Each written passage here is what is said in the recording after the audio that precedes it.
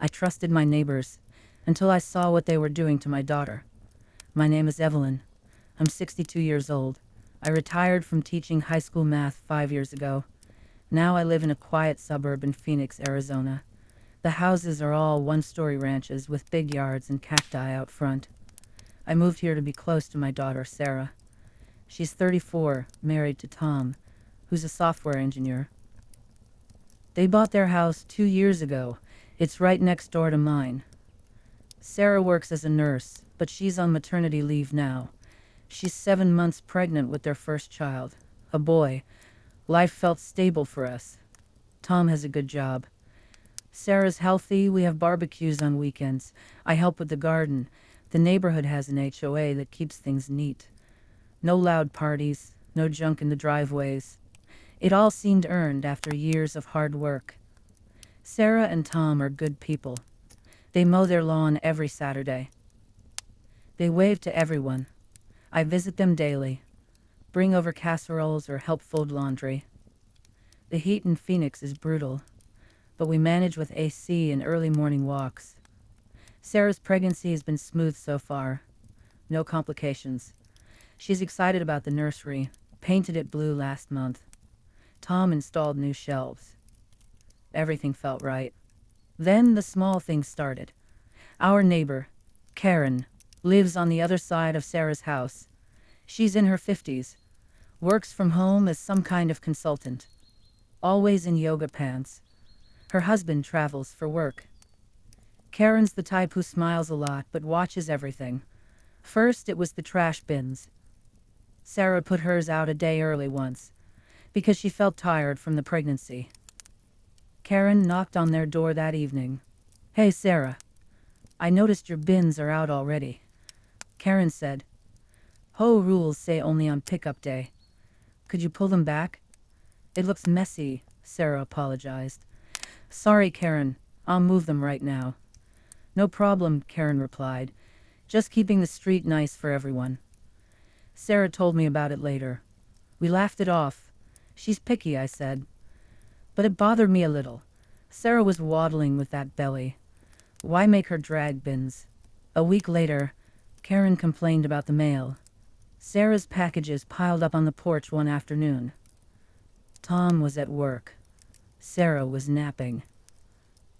Karen texted Sarah, "Your boxes are blocking the sidewalk a bit. Mind if I move them?"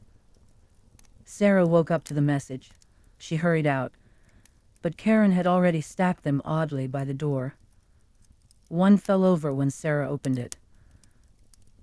"Thanks, but I could have handled it," Sarah said. "Oh, I was just helping," Karen replied with a smile. "Don't want anyone tripping." Sarah mentioned it to me. "Mom, she's always around. It's weird." I nodded. Maybe she's bored. Then came the yard. Sarah planted some flowers near the fence they share with Karen. Simple daisies, nothing fancy. Karen leaned over the fence one morning. "Those are pretty, Sarah, but they're creeping into my side. Can you trim them back?" Sarah was watering them. She looked up. "Sure, Karen. I'll do it later." But later that day, Karen trimmed them herself. Cut them way back. Sarah found the clippings on her side. "I thought you were busy," Karen said when Sarah asked. "Pregnancy and all, just helping out." Sarah called me upset. "Mom, she ruined my flowers." I came over, saw the stubs. "That's not right," I said, but we let it go. Didn't want trouble. These were just annoyances at first. Small boundary crosses. Karen always phrased it as help, but it kept happening. It got worse. Karen started on the noise. Sarah and Tom have a dog, a little terrier named Max. He barks sometimes, normal stuff. One night, Max barked at a coyote. It was late. Sarah was trying to sleep. Next morning, Karen was at the door. That barking kept me up. "Can you keep him inside after dark?" Sarah rubbed her eyes. "We'll try, Karen." But Max barked again a few days later. Karen sent a note through the HOA. Official complaint. Excessive noise disturbing peace. Tom talked to her. "Karen, it's a dog. We'll train him better." I understand, she said, but with my migraines, it's hard. Maybe a bark collar? Sarah told me, Mom, she's pushing. I feel stressed. I saw Sarah's face. She looked tired. Pregnancy hormones, maybe. But Karen's complaints were piling up. Then the parking. Sarah's street has no assigned spots. But Karen started parking right in front of Sarah's house. Every day. Why? Sarah asked her one afternoon. My driveway's in the sun, Karen said. Hot car seats. You don't mind, do you? With your garage empty. Sarah's garage had baby stuff stored. We need the space sometimes, Sarah said. Karen shrugged. It's public street. Just asking nicely. But she kept doing it. Tom had to park blocks away after work. Sarah struggled carrying groceries. I watched from my window. Karen would park there on purpose, smile as she did. Next, the lights. Karen installed bright motion lights on her side, pointed at Sarah's bedroom window. They flashed on at night. Whenever a car passed or wind blew, Sarah couldn't sleep. Mom, it's like a spotlight, she said. Tom went over. Karen, can you angle those lights away? Security, she replied. Burglars around. Can't risk it. Sorry. Sarah started having headaches. Doctor said stress could affect the baby. I heard Sarah cry one night. Why is she doing this? That's when the red flags turned into patterns. Karen wasn't just annoying. She was targeting Sarah. It escalated fast after that. Karen reported Sarah's car to the city. Said it had a flat tire. It didn't. Tow truck came anyway. Sarah had to prove it was fine. Karen, did you call this? She asked. Me? No, Karen said. Must be a mistake. But flats are dangerous, especially for pregnant women. Then the deliveries. Sarah ordered baby clothes online. Packages went missing. Karen said, I saw a stranger near your porch. Maybe that's it, but I saw Karen take one. From my window, she walked it to her house. Sarah confronted her. Karen, my package is gone. Seen it? No, Karen lied. Want me to check my cameras. She had cameras everywhere, but never shared footage. Sarah's blood pressure rose. Doctor put her on bed rest. Stress is bad for the baby, he said. Tom was furious. This woman's making our life hell. Karen kept up the passive stuff. Notes on the door. Your weeds are spreading. Fix it. Or calls to Hawaii about clutter in the yard. It was a stroller box. Sarah lost weight. Not good for pregnancy. I moved in temporarily to help. One day, Karen knocked. Sarah, your mom's car is in my spot. It's the street, I said from the door. Karen smiled. Just habit. Can you move it? No, I replied. She frowned, walked away. That's when I realized. Karen didn't like Sarah. Maybe jealousy. Karen had no kids. Her house was perfect. Sarah's pregnancy disrupted that. Or control. Karen ran the HOA informally, liked things her way. Whatever it was, she was tormenting Sarah.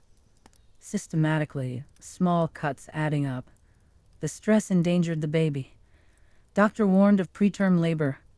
I saw it clearly now. Karen was the problem. Not accidents. Sarah was vulnerable. Pregnant. Tired. Karen knew that. I decided to act calmly, methodically. First, I documented everything. Dates, times, what Karen said. I used my phone, recorded conversations when possible. Arizona allows one-party consent. Legal, I bought cameras, small ones, for Sarah's house. Placed them on the porch, facing the fence, the street. Tom helped install. Good idea, Evelyn, he said. We caught Karen on video. Trimming plants again, without asking. Parking in front.